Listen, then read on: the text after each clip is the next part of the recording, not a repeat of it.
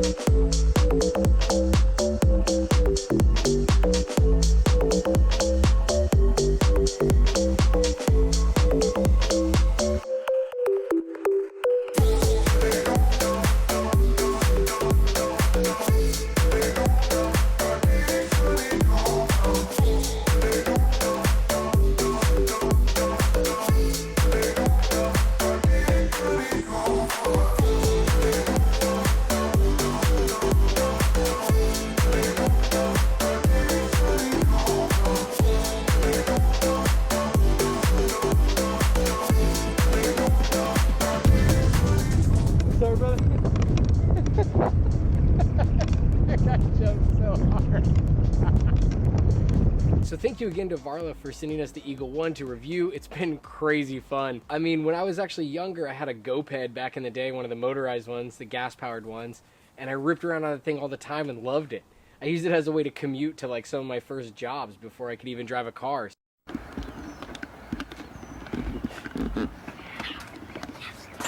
Thanks, Dad. Cool.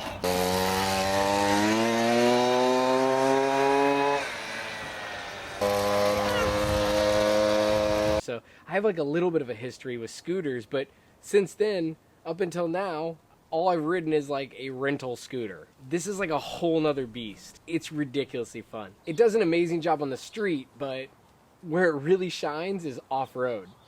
Hitting trails on this thing is so much fun. I've got this hill near our house, and it's got like a 35% or so grade.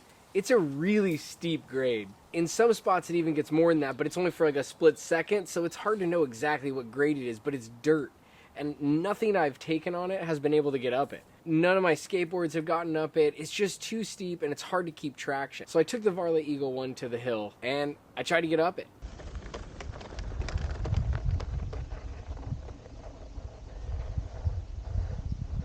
And I try to get up it more.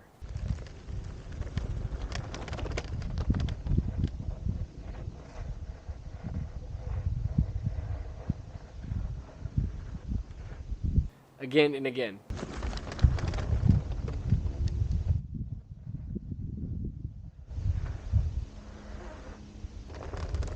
Towards the top, it gets really steep for a short portion.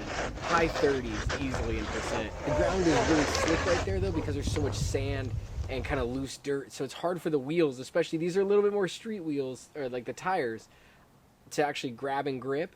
But even so, eventually I figured it out and I got up it.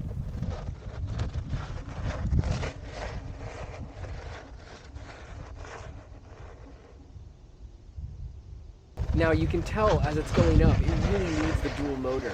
Having both motors being able to engage with 1,000 watts each of power, it just rips up it. Pretty much every hill I found, I could get up it with this.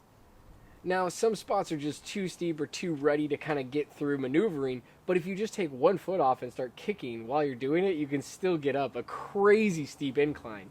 But I wanted to see if I could do it without ever putting my foot down, which I was able to. The scooter is super powerful, it's got great range, and overall it's just so much fun to ride. The deck height takes some time to get used to for sure. That could be a con for some because stepping off from the ground onto it, it might be too tall for some people. It just feels a little weird when you're first getting used to it. I'd recommend just sticking with it because I think you can just adjust to whatever you're riding. But when you're off-roading, having that much clearance is so crazy fun to be able to get over big rocks and stuff. Up super steep inclines. I actually had kind of a difficulty filming this video because this thing does such a good job off-road that nothing else I have can really keep up with it. Like one wheels, I mean a couple people in the world might be able to try to keep up, but it just rips. Being able to stand on a platform like that, it's a lot more stable, obviously. The skateboards that I have access to don't have any suspension, so going super fast off-road is tough. And then trying to actually film at the same time is hard too. So, but that just goes to show how much more capable this scooter really is off-road. I think if you switched out your tires, you could get even more ability out of it. So after owning the scooter for a few months, Amy and I both have put a total of over 250 miles on the scooter, both on-road and off-road. We can 100% say this thing is worth it. It is a super fun way to get around. It's really fast. You have a lot of confidence on the road that, you know, on the most roads you should be on. You shouldn't be on like a freeway, obviously, with this thing. But if you're like on a, you know, residential streets where people are going like 25, 30 miles an hour and you want to like get out of the way, you have enough power to just jam on it. You're at 30, you can get out of the way, and then you can go back to cruising if you want. So what are the cons? What are the bad things about this scooter? What are the things that we wish were different? Keeping it real. Number one for me, and the main thing, pretty much I think the only thing, is I wish there was an option for a thumb throttle.